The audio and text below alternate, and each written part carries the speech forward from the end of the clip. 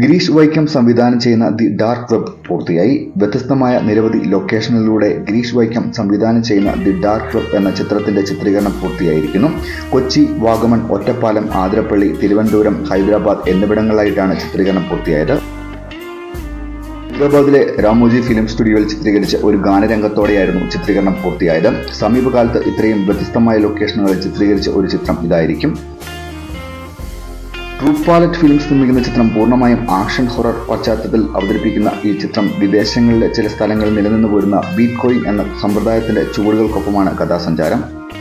നിഷ്ഠൂരമായ പീഡനങ്ങളും കൊലപാതകങ്ങളും ചിത്രീകരിച്ച് beat coin നേടുന്ന സമ്പ്രദായമാണ് ഇത്. ഇവിടെ ഇത്തരത്തിലകപ്പെട്ടു പോയ രണ്ട് പെൺകുട്ടികൾ അവരുടെ രക്ഷയ്ക്കായി നടത്തുന്ന അതിസാഹസികമായ പോരാട്ടമാണ് ഈ ചിത്രത്തിലൂടെ അവതരിപ്പിക്കുന്നത്.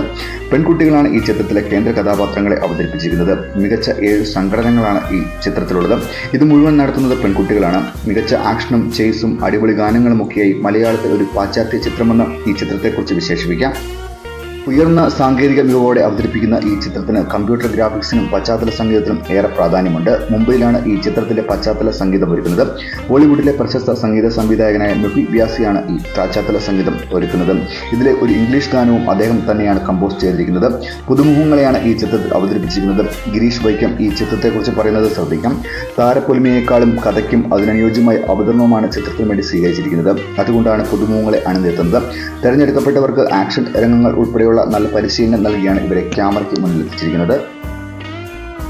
മുതൽ മുടക്കിലാണ് ചിത്രത്തിന്റെ അവതരണം. മാമാങ്കം സിനിമയിൽ മമ്മൂട്ടിയുടെ നായികയായി അഭിനയിച്ച പ്രാചി ടെക്ലാൻ ഈ ചിത്രത്തിൽ ശക്തമായ ഒരു കഥാപാത്രത്തെ അവതരിപ്പിക്കുന്നുണ്ട്.